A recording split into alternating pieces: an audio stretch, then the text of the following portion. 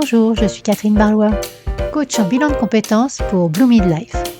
Après des années comme chef de projet dans la recherche clinique, je suis devenue coach et je vous accompagne pour trouver votre voie professionnelle dès maintenant.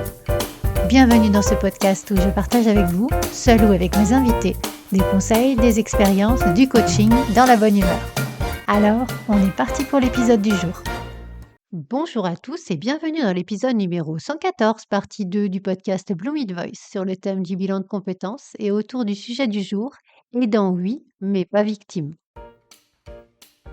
Mais avant de plonger dans l'épisode du jour, j'ai une question pour vous. Est-ce que vous vous sentez encore à votre place dans votre travail ?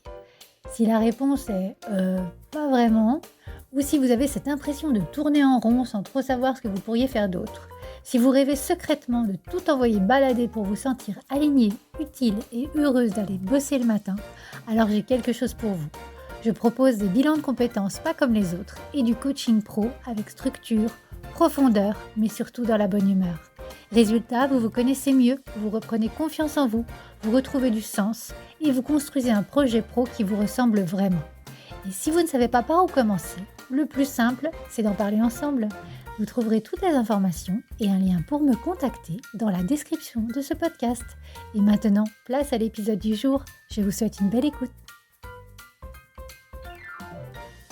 Alors, aujourd'hui, j'aimerais qu'on parle ensemble d'un sujet que j'ai déjà abordé dans l'épisode 112, les danses, mais pas les danses comme un concept sociétal, ni les danses dans les chiffres, mais plutôt les danses vécues, celles du quotidien, celles qui s'invitent dans votre vie sans prévenir et qui, étrangement, transforment tout, même ce que vous pensiez permanent.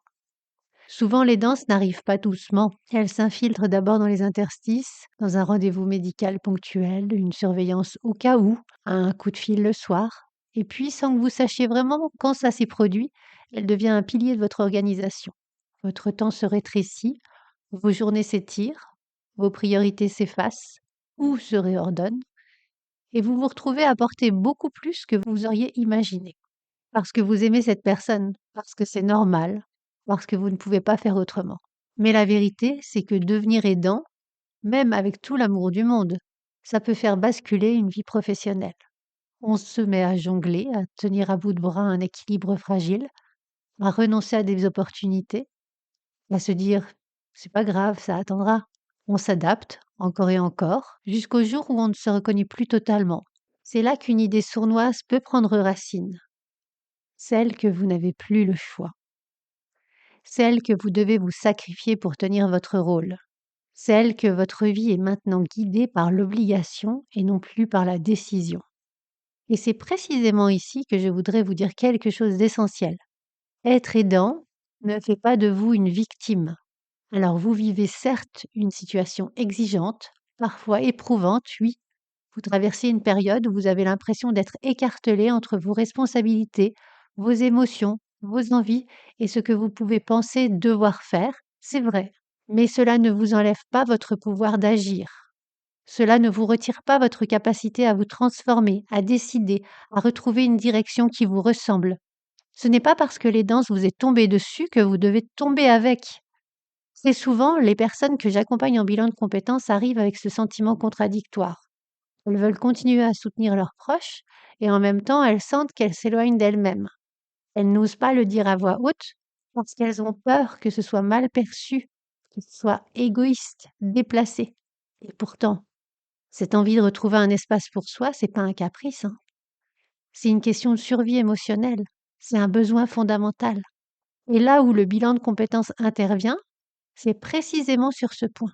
Remettre du sens, de la clarté et une forme de dignité dans votre parcours.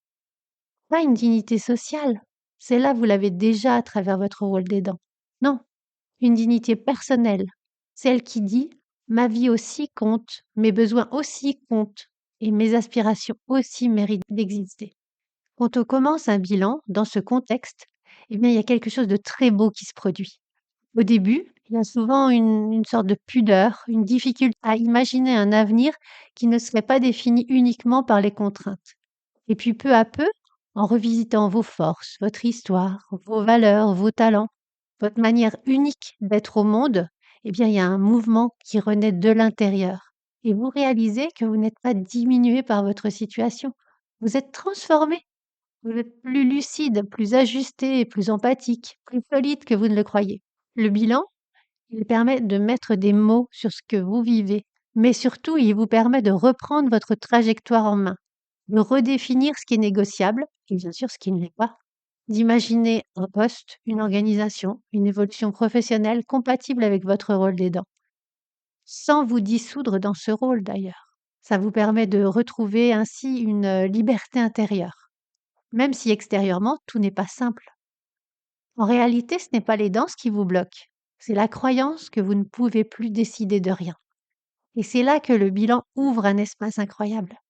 Il vous aide à redevenir auteur de votre histoire et non pas figurant dans celle des autres. Il vous remet votre place, votre valeur, votre identité professionnelle au centre. Et il va vous inviter à réfléchir à ce que vous voulez transmettre, construire, incarner dans cette nouvelle phase de votre vie. Parce que oui, il y a une vie pendant les danses et il y a une vie après. Et elles méritent toutes les deux d'être choisies. Si vous vous sentez éparpillé, dispersé, fatigué ou simplement perdu, sachez que vous n'avez rien raté. Vous êtes humain et vous avez le droit de reprendre de l'élan. Vous avez le droit de recomposer votre vie professionnelle sans culpabiliser. Vous avez même le droit d'être ambitieux, d'être passionné, d'être exigeant avec ce que vous voulez devenir. Merci d'avoir été là pour cet épisode. Et surtout, rappelez-vous, accompagner quelqu'un n'a jamais signifié disparaître soi-même. Vous avez encore votre place, votre avenir et votre voix. Et vous pouvez les reconquérir une étape à la fois. Si cet épisode vous a parlé et que vous voulez échanger avec moi sur vos projets professionnels, contactez-moi sur l'adresse contact@bluemidlife.fr. Tout est noté en description. Et d'ici là, à très bientôt sur Bloom with Voice. Avant de partir, sachez que j'ai créé juste pour vous un quiz de 3 minutes pour savoir si c'est le bon moment pour vous pour un bilan de compétences. Le lien est en description du podcast et je vous ai réservé un cadeau à la clé. Mais je ne vous en dis pas plus. À bientôt! Si cet épisode vous a plu, n'hésitez pas à le liker, à le partager, à mettre 5 étoiles sur votre plateforme d'écoute préférée. Et je vous souhaite une belle semaine.